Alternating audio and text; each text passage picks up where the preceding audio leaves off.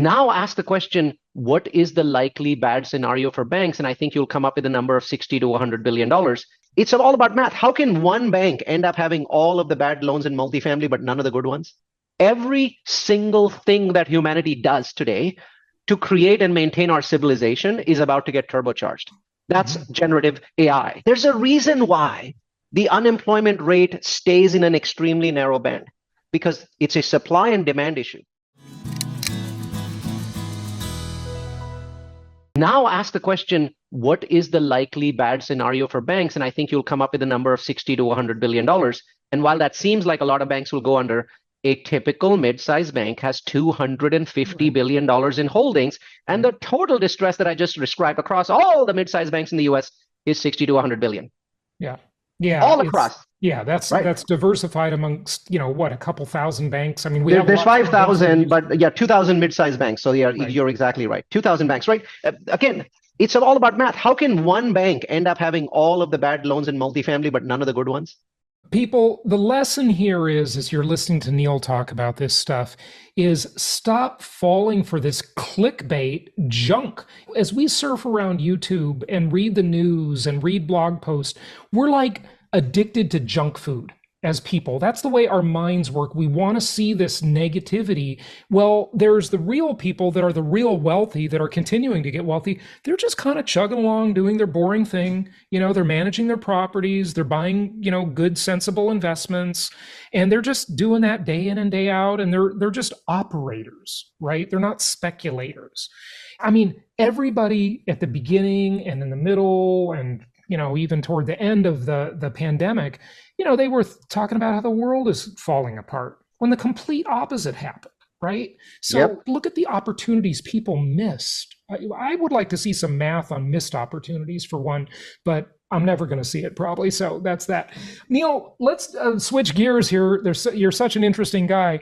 Do you want to talk a little bit about this seeming inflection point we're in the technology world? I mean, look, right after you were on the show before, the world was just discovering Chat GPT. And the world was just kind of getting interested in artificial intelligence. And now everybody's talking about it. Yet, interestingly, only 57% of the country knows what Chat GPT is, amazingly. I mean, a lot of people are going to be put out of a job, right? What do you think? They're going to be put out of a job and then put back into a job. So let me say this. So first, to set the stage, right? Generative AI, not AI, which we've had for many years, but what Chat GPT and its equivalent is called generative AI. Right. That technology is the greatest technology invented by man since the invention of fire or the invention of the wheel. If you take I wouldn't go that far, but go ahead. Yeah. Yeah. So I'll try to. I would say since the invention of the internet.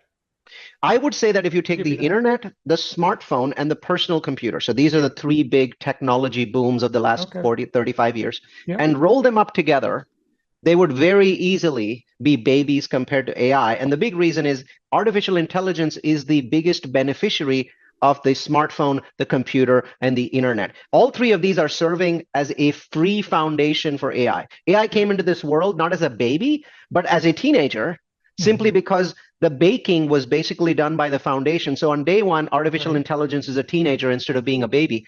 And it's extremely baked and ready because of cloud infrastructure and things like that, where this progress that is being made is absolutely astonishing. So to me, it is a vastly superior technology to the PC, the smartphone, and the internet put together.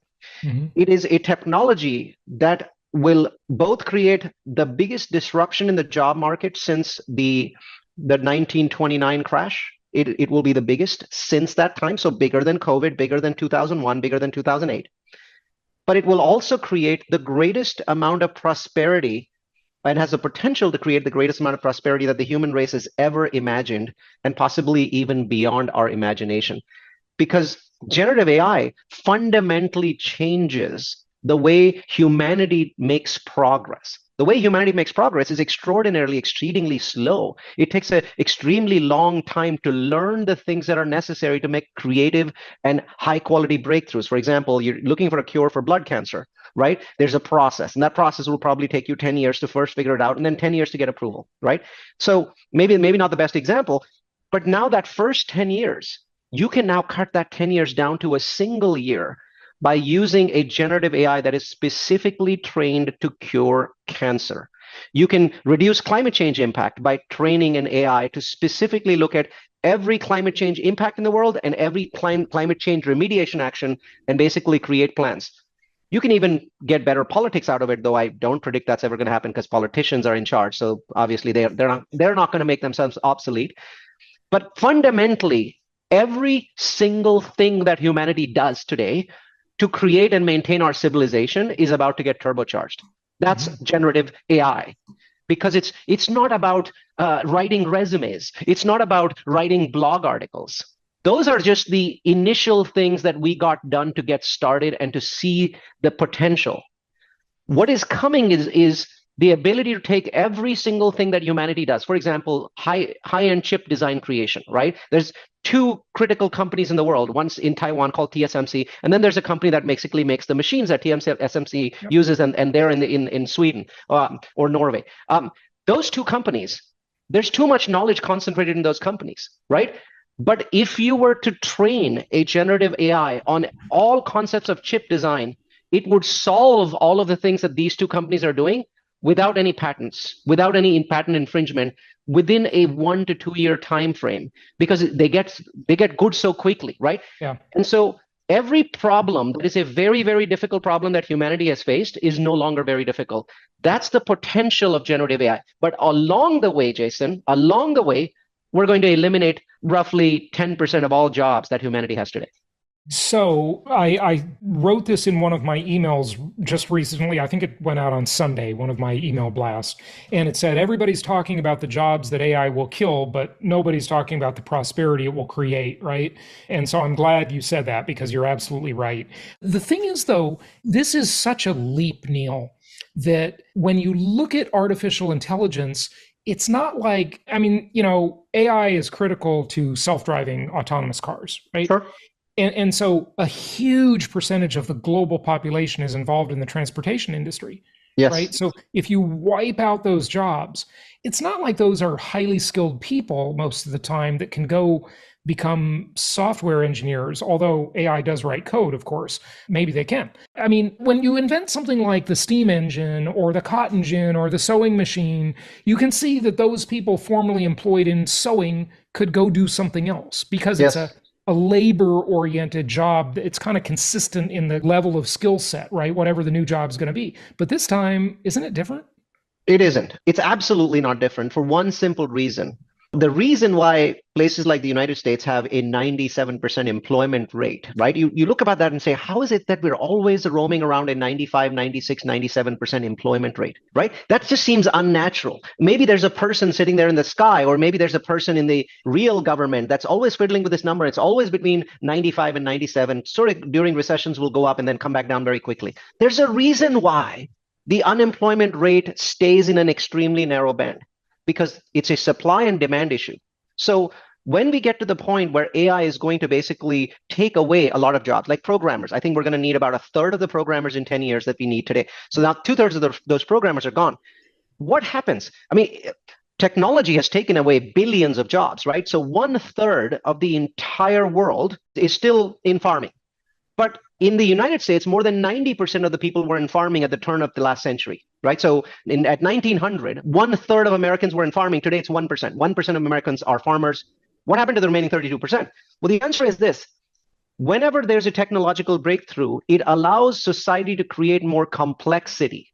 We used to have one electronic item in our home, which was, our cordless phone, right? Or back in the 70s, right? 60 or 70, and then the microwave, and then everything else in the television. That's complexity. Layers of complexity are created, but you cannot create more complexity until a major breakthrough is made. AI will create a series of millions of breakthroughs, allowing society to move to a new level of complexity. Every level of complexity requires more manpower. And so the people that get laid off, the software engineers, are going to be employed in developing a layer of complexity that doesn't exist yet. So I can't point to that level of complexity and say, Jason, these are the new jobs. Because there's no way I could have done that. In the 70s, I couldn't have guessed that millions of people will work in the telecommunications agency because everyone will have a smartphone. Right? In 2007, I couldn't have guessed that the new smartphone will come out and will basically, there'll be 3, 4, 5 billion smartphones. So the breakthroughs that are fundamental create entirely new categories of employment. And because they're entirely new, I can't speculate what they are, but they've happened every single time we've created a breakthrough. It allows more complexity. Complexity means more jobs. That's the honest answer. Yeah, and Neal, you're absolutely right about that. And what people, they tend to think in this kind of linear way that, okay, well, AI is going to replace all these jobs. But what they fail to think about is that human beings have a literally unlimited amount of desires they will create. As soon as one problem is solved, we're going to want something else. That's our constructive discontent. Well, it's not always constructive, but it's discontent. Okay. Yes. I remember reading many years ago a book that influenced me a lot that I really liked, and I have not had the author on the show. I've got to get him on. But Paul Zane Pilzer, he wrote a book called Unlimited Wealth: The Theory and Practice of Economic Alchemy. And it was a fascinating read. And one of the things he said that nobody, and this is going to sound really old because, just think of the time, okay? No consumer realized that they needed a waterproof cordless phone until Sony made one. Then everybody with a pool or hot tub in the backyard had to have one. Right? Had to have one. Yep. Long before cell phones. Even though you're not going to use it there, but you had to have one. Yeah. Right. And so a lot of times, in business, it's not about find a need and fill it. It's imagine a need and fill it. And that's what the best businesses do. I remember Steve Jobs saying Apple never did focus groups. They didn't do surveys. They didn't do focus groups because the consumer really didn't know what they wanted. Right. They think in a linear way. Like the true innovator has to think in leaps. Right. And, that's what the iPhone was. It was a leap at the time. It's really interesting. And who knows what we're all going to want in the future as AI starts to just solve so many of our problems so quickly. Well, I know. We will want more. Yeah, right? That's true. That is key. We will want more. And that more never slows down. It never stops. We always want more. And now that we have AI, we can actually solve some of our biggest problems. So I believe that within the next 15 years, we will solve all food problems on this planet because food is basically a mathematical problem. Yeah. And today, thanks to generative AI, it's a distribution problem. It's a math problem. And our ability to solve it was very restricted until now, right? But with generative AI basically focused on food problems, you can easily solve it in 15, 20 years. So now imagine a new industry where millions of people are involved in solving the world's food crisis. That industry doesn't exist today. There's going to be millions of people involved in new robotics industries because the problem with robotics was not robotics. We've had great robotics for a long time. Cars are built using robots since the 1980s. The problem was the intelligence in those robots didn't exist. And all of a sudden it does within the next 2 or 3 years. The greatest single robot currently existing is actually the Tesla Model 3. And most people don't understand that statement because they're like, you think of the Tesla Model 3 as the greatest robot of all time? The answer is yes. Firstly, it does a robot-like job. It carries you from one place to another. And today it is very, very close to taking you from one place to another without your intervention. It's not quite there. Yeah. $1 billion worth of equipment has just been purchased by Tesla to make that one final leap. But at the end of that time, it is a driving robot that 4 million people already own. It's a driving robot. Now imagine several thousand categories of robots. Mm-hmm. People will need to create companies to build those levels of affluence. Right. We're about to see an extraordinary increase in humanity's affluence, an absolutely mind-boggling increase, far beyond anything that we've seen before. I'm so glad you said that because everybody is just talking about all this doom and gloom, bad fiscal and monetary policy. AI is going to kill everybody's job. I agree with you. Look at the prosperity that was created throughout history with steam engines, cotton gins, smartphones, personal computers. I mean, nobody could imagine this stuff. Even the really great futurists like Buckminster Fuller and Arthur C. Clarke and Isaac Asimov, they couldn't have envisioned the world we have today. Nobody could have. It is truly an amazing time to be alive. It really is. And this is going to go so quickly that literally in the next year, we will not recognize a lot of things that we perceive today. I mean, it will accelerate, so right? Today, I do feel that we have people better than Isaac Asimov. I'm a huge fan. I just finished watching the second season of Foundation. Asimov knew what he was talking about. I don't even know what that is, but I used to read his books when I was a kid. Yeah, Foundation's kind of his biggest kind of series. Bottom line, though, today I think that the people that we have that are futurists are actually better than the Buckminster Fullers of the world or the Edisons of the world. I suggest that if somebody is feeling bad about AI losing jobs, you've got to read Tony Seba. Tony is CEO of Rethink X. Rethink X.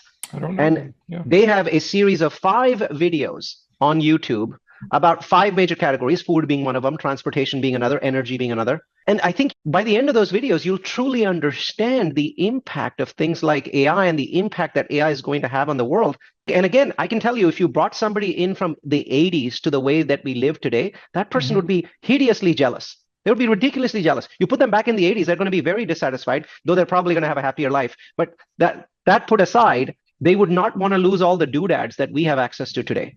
But what's happening is, because technology is exponential and AI is doubly exponential, if you take a person from today and put them into a world 10 years from now and then bring them back, we would all be extremely unhappy. Because we're about to do to our health what we've done to technology. Technology has been in our hands, around us, but it's about to be in us. That's the part that's fundamentally different. And the rich people of the world will pay for it, right? Who's going to pay for it? Well, here's where income inequality actually comes to the rescue. Most of the money of the world that is spent today belongs to rich people. And there's no end to what rich people want as long as there's diversity. If you use AI to create a better hair oil that grows your hair, every rich person in the world will buy it. If you create one that makes your skin look better, they will buy it, right? The amount of money available for AI discoveries is never ending because of income, inequality in the world, where most of the money is in the hands of the rich, and the rich have no hesitation in ever spending a very large amount of money to fix a very small problem. Right. But then once they do that, that product or service becomes so much cheaper for everybody else. Everybody else, right? So, 20 years later, everyone has it, right? 10 years later, everybody has it. Yeah, right? Absolutely. Yeah. It's just fascinating. I bookmarked Tony Seba. It's easy, Neal, to talk about technology when we talk about bits, but technology gets tougher when you talk about atoms. So software is eating the world, but when you want to turn that into robots in the physical world, that gets a lot more challenging. It's a lot harder. So you can't do it as fast. Right. And that's why you're noticing that the people that are currently affected in the immediate time frame in the next 12 months by what's happening with Chat GPT, all of those positions are digital. So it's going to affect lawyers, because lawyers basically read a bunch of things. All of that stuff is digital. They do discovery. It's going to affect paralegals. It's going to affect copywriters. It's going to affect digital designers. All of these people work with digital content. Yeah. And so to get that into the physical realm of robots and other things like that takes a lot longer, which is why when people ask me, is there going to be a huge impact to real estate? Yes. Is it going to be devastating? Yes. When is it going to happen? I think it's a minimum of 10 years out, because getting to physical realms for AI is 2 orders of magnitude harder, which means 100 times harder, or maybe 1,000 times harder than manipulating bits, right? So the kind of jobs that we're going to lose are the ones where people are basically working or somehow connected to bits and bytes. Luckily with real estate, it's a physical, intangible object that we're not making any more of. Yeah. Right. So it's mostly about the construction materials, not the land. There is quite an abundance of land. Okay. Well, I'm going to dispute that. So there's more than enough land in the United States for us to increase our population by 10x. We know that, right? Yeah. But there's an extreme shortage in the places that people want to live in, not in Louisiana or West Virginia. In the places that people want to live in, there is an extreme shortage of land that has infrastructure. Infrastructure is key. What is the infrastructure that humanity needs to live? Number 1, we need roads. Number 2, we need water. Number 3, we need all of the things that support the roads and the water, the internet access and things like that. When you look at land ready for construction in the United States, we are at the lowest level that we have been in the last 50 years. That's because we don't have the infrastructure ability to spend the way we did in the 50s. We built an entire freeway system in the United States in a single decade, the 50s. Yeah. But today, in 1 year, we only add 1% to that infrastructure, just a single percent. And that's our cap on civilization, because our civilization is designed around freeways and cars. And until we change the way that we build homes, and maybe AI will do that for us, you're capped at that 1%. How do you add on more land? Where is the money going to come from? I'm a developer, and I'm telling you the reason that Jason Hartman should be buying more existing single-family homes is we're all going to be making less single-family homes because my cost of construction, my cost of permits has doubled in 3 years. Has doubled in 3 years. Why? Because the cities don't have any money left for sewers, for electrical, for roads, for trees, for parks. And we need all of those to expand the amount of land that is available to build. That's the key. It's a 1% cap every year. Yeah, that's a really good point, Neal. Most people think when they fly over the country, they think, oh, there's a lot of land, right? It's useless. But how much of that land use it? How much of that land is connected by highways? That's the first question. And then, of course, the second, third, fourth, fifth order questions are how much of that land has infrastructure like sewers, water lines, internet, everything else. It's a much different equation. It's a massive cost, right? I tried to build one property 2 miles outside a city, outside Idaho Falls. Yep. Just my infrastructure cost made the entire project unviable, even though my land was free. Yeah. Right? Wow. Just 2 miles. Just 2 miles was too much. I would say even a mile would have killed it. Maybe if it was half a mile, I could have somehow eaten that cost.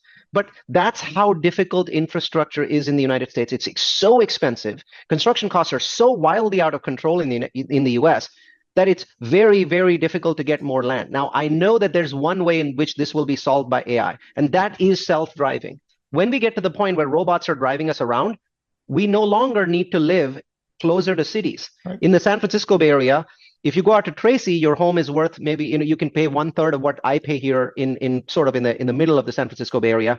Tracy is about 50 minutes away. The big problem is people don't want to commute that 100 minutes every day. Sure. And so they're fighting for my piece of my land, my home, instead of a home. But if they could take a nap while they're doing that, or sit in the car and work on their laptop and work, or whatever, right? It would be different. Exactly. But the problem is, Neal, that still takes energy. Yes. Yes. And so electricity, I don't think is going to be the answer. I think that's a sort of a false promise on the electrical grid that just cannot handle electric cars. Now, granted, AI can make them more efficient, and it will. Yes. But these things, when it comes to atoms and energy, they're usually just incremental improvements. Okay. I want you to watch the Tony Seba video on energy. I agree with you that fundamentally energy is a very difficult problem to solve. In fact, in my mind, energy is much harder to solve than food because we actually have the ability to make enough food. We just need to make some technological changes. Energy requires altogether new technology, right? Yeah. To solve the energy problem. But in my mind, we are in the best place that we ever have been to create new energy. Mankind has never created energy. We've always used existing energy. We started by burning wood. And then we basically moved on to burning fossil fuels of all different kinds. Wood is actually also a fossil fuel if you think about it. But essentially, all we've done is we've transformed energy in all of our existence. We've never created energy. We're now coming to the age of energy creation. But I agree with you. That's a very hard problem to solve. That's an extraordinarily hard problem to solve. Yeah, it sure is. There's a great book. I was looking it up. I wanted to recommend it to our listeners, but it's got such a weird title. I can never remember the title of it, but it's really good.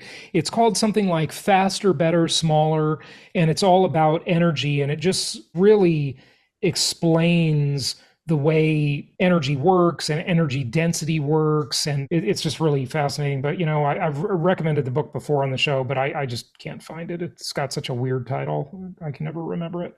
Talk about bad branding. But yeah. Okay, Neal, another fascinating discussion. It's always fascinating with you. Wrap it up with anything you want to say, question I didn't ask, whatever. And then, of course, give out your website too. Yeah, to me, the biggest message that I would like to give to anyone listening today is all of you, if you had a time machine and you are a real estate investor, will probably go back to 2008. That's going to be your chosen. If you had one chance to go back on a time machine, you're going to go back to 2008. But here's the problem. Back in 2008, anyone that was trying to buy real estate, everyone thought that they were complete idiots. My family banned me from going to parties because they thought I would infect the other people in the family with my stupid thoughts on real estate. I was buying one single family home in cash every month, every single month in 2008, 2009, I'm buying one. And everyone thinks that I'm completely insane. My point is this. During times of distress, and today in multifamily seeing distress, single family is not seeing distress at this point in time. During times of distress, there's never a time when there's just blue sky, because if there was blue sky, how would there be distress? So at any time, Money creation only happens when there is some form of distress. In 2009, no bank was willing to give you a loan. You had to buy properties in cash, put tenants in them, then go and refinance them later, because no bank was willing to give you a loan on a $90,000 property that today is $400,000, right? You couldn't get a loan on that easily. You needed to have a tenant in there. My point is this: waiting for a perfect scenario means that you will be waiting forever. The less perfect a scenario, the more likely that you're going to make money. That is a really interesting way to look at it. And you're backed up by a lot of evidence there, because all of these great companies started during recessionary times, right? Microsoft, Even on the Apple, last round, all during Uber, recessions. Airbnb, et cetera, right? But way back to the world's first billionaire, J. Paul Getty, who was buying up oil stocks during the Great Depression, right? That's how he became a billionaire. If it's in good times when the skies are blue, the money has largely left the equation, right? Yep. There's no opportunity there. When you're investing in blue skies, you're the opportunity for someone else. You're the opportunity for somebody else, right? So you have to find situations that are less than perfect if you actually want to create money. Yeah. In other words, the most profit will always be made with a fixer-upper. And it doesn't mean the house, it just means the situation, right? The situation. You got to fixer-upper it, yeah. The problem there is, though, Neal, is there's different sort of degrees of blue sky, right? Like you might be at the beginning of the blue sky phase and have a 3-year run left where you're going to make a lot of profit on it, right? Or you might be at the end of the blue sky, you just never know exactly where you are in that continuum, right? You never know. Like, for example, Office, I wouldn't touch it with a 20-foot pole. It's the level of risk that I would be taking, even though Office is in distress and I'm going to get discounts, big discounts, is just outrageous. Multifamily is in distress, or is going to be distressed for at least 5 or 6 quarters. I'm fine with it. I'll take that 30% discount that I'm getting and move ahead. So it's about levels of distress. You're right. And it's about where in the cycle are you. Sure. Yeah, very good. Give out your website. Multifamilyu.com. We have about 20,000 people a year that sign up for our webinars. We do 12 webinars a year. I just did one for artificial intelligence and 2,000 people signed up. It was basically called AI and the devastating change that it makes to the world economy, and then the benefits. So things like that. I like to riff on a lot of different things. And obviously we talk about real estate and we talk about the economy. Check out multifamilyu.com.